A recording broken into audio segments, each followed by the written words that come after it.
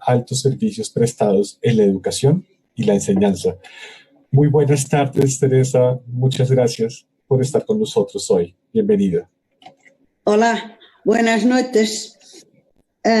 Olá, viva a todos. Muito gosto em estar aqui convosco e os meus agradecimentos à organização por nos terem proporcionado esta reflexão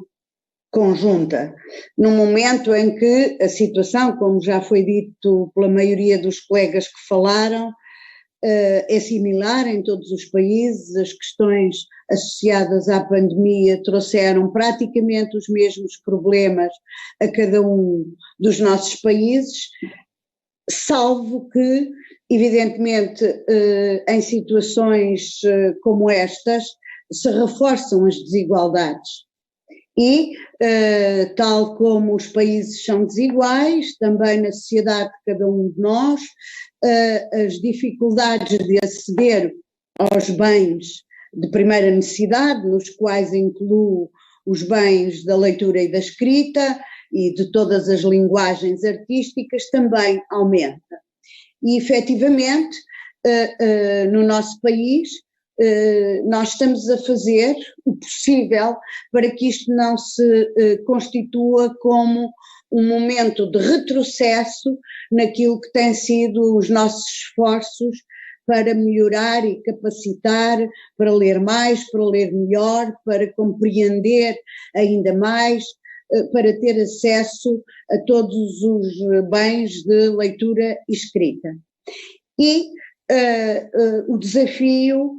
naturalmente revelou que o modo associado às tecnologias de informação e de comunicação são a forma que nós temos para conseguir chegar ao nosso público e não deixar que as questões das bibliotecas, da leitura e da escrita tenham esse retrocesso que já referi aqui. De todo, continuar a lidar com o nosso público, lembrando os benefícios da leitura e os modos como podem aceder a ela, usando naturalmente os canais melhores, os média, as bibliotecas escolares, as bibliotecas públicas, as bibliotecas universitárias e recorrendo a todas as ferramentas que melhorem o uso e o acesso que professores bibliotecários e os mediadores de leitura em geral possam usar para que realmente este período de confinamento não diminua as competências, a apetência para desfrutar e nunca desleixar os bens associados à leitura e à escrita. E nós verificamos no nosso país que efetivamente tínhamos e temos debilidades, muitas debilidades, no que respeita ao acesso, ao uso criterioso e competente dos bens digitais. E, imediatamente, compreendendo por um lado isso, tivemos que tentar melhorar todos os acessos que, pese embora essas dificuldades, e em particular muitos miúdos e professores que não tinham o acesso que deviam ao digital, apesar de em Portugal nós termos telescola, que foi objeto de um acordo do Ministério da Educação e de outras entidades para que num canal aberto de televisão haja escola para todos os miúdos, no período mais duro do confinamento, e isso trouxe algumas vantagens, como se compreende. Nós percebemos no Plano Nacional de Leitura que tínhamos que reforçar, e era o nosso grande instrumento, o nosso portal, portal pnl2027.gov.pt, tínhamos que reforçar o Facebook, o Twitter, o Instagram, tínhamos que reforçar estas redes @PNL2027, tínhamos que mandar conseguir produzir alguns vídeos, algumas aplicações que constituíssem desafios, jogos, passatempos, quizzes que estabelecessem a ligação entre os bens, a leitura, os livros, em todos os seus formatos e o nosso público. O nosso catálogo, um catálogo de livros recomendados pelo Plano Nacional de Leitura, está online, já estava, mas teve alguns aspectos melhorados. Percebemos, por exemplo, que uma biblioteca digital nos faltou imensíssimo neste momento. Não tê-la foi mau para nós, é mau para nós, pese embora já estarem algumas diligências feitas antes do Covid, mas realmente não temos ainda a biblioteca digital, que alguns de vocês já revelaram aqui ser um ponto de contacto fundamental e de acesso e de inclusivo e equitativo na relação entre nós todos. Portanto, este reforço das tecnologias de informação e de comunicação e a consciência da fraqueza que temos ao nível digital levou-nos, aliás, na senda daquilo que os próprios ministérios, o Governo de Portugal e em particular o Ministério da Educação já percebeu que é preciso e já apostou alguns recursos financeiros para que nesta próxima etapa se reforcem as competências dos professores, mas também os recursos e os bens digitais de acesso, quer nas bibliotecas, quer mesmo nos professores, ou para os professores, quer mesmo para as crianças e os jovens. E isso é inevitável e é bom para nós que se tenha compreendido que não se pode perder este momento para reforçar essa capacitação, seja em bens, em equipamentos e recursos. Simultaneamente, nós estamos sempre preocupados em que não se tome a tecnologia pela verdade e que não haja um deslumbramento tecnológico que faça esquecer os aspectos da compreensão leitora, de apostar, quer nos livros, no seu aspecto mais continuado, numa leitura mais complexa, quer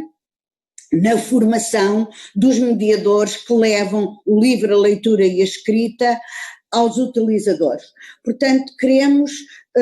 manter e ser de algum modo o porta-voz deste trabalho nas duas frentes de combate, se assim posso dizer. Devo dizer-vos que num primeiro momento nós fizemos do nosso portal e das redes sociais o lugar da anti-quarentena e, portanto, divulgamos todas as linguagens da palavra à música, às artes, para conseguir que o uso destes bens,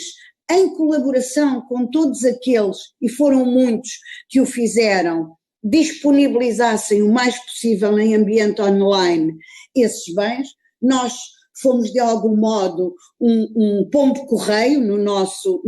portal, divulgando tudo aquilo que a distância podia reforçar essas competências e esse interesse, não esmorecer o interesse pelos bens dos livros da leitura e, simultaneamente, quisemos com algumas ações minimizar, gerindo melhor a mediação leitora. E portanto, estávamos no mês de março, no mês de abril, nós,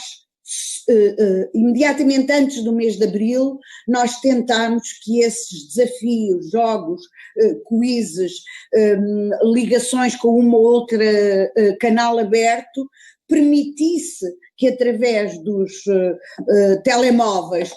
mas também todos os devices, os miúdos em particular, mas também os professores, pudessem ter sempre algum alimento para manter viva a questão dos livros e da leitura, para além, naturalmente, do nosso portal. No mês de abril, nós pensámos que o que nos cabia fazer era reforçar tudo aquilo que melhorasse a literacia digital. E então o nosso esforço foi pegar nos programas, nos projetos que já fazem parte do património do Plano Nacional de Leitura e melhorá-los e enchê-los de recursos, através exatamente sempre do portal, para além de alguns contactos diretos, claro, utilizar esses recursos acrescidos, que não eram todos nossos, mas nós éramos de algum modo um agregador, e fazer com que as pessoas pudessem, sem que tivessem que ser elas a buscar demais, mas dando de algum modo sugestões, ideias e recursos. Foi isso que fizemos e apostámos nas famílias e nos planos de leitura locais, naquilo que nós podíamos chamar o trabalho das municipalidades ou dos ayuntamentos. As famílias, muitos programas, não vou dizer porque se calhar não tenho muito tempo, quantos minutos tenho, muitos programas associados à saúde, associados aos jovens, um programa que nós temos chamado 14-20, exatamente para essa faixa etária, um conjunto de projetos com muitos recursos para as famílias e a leitura com e em família. E os planos locais de leitura, tentando que as municipalidades agregassem também elas alguns dos seus projetos à volta da leitura e da escrita e, naturalmente, ler à distância permitiu-nos criar um projeto chamado Bibliotecas e Livros Digitais. Finalmente, já em maio, junho, e termino, dizer-vos que nós tentámos utilizar este movimento que realmente mostrou haver um crescendo das pessoas nas nossas redes sociais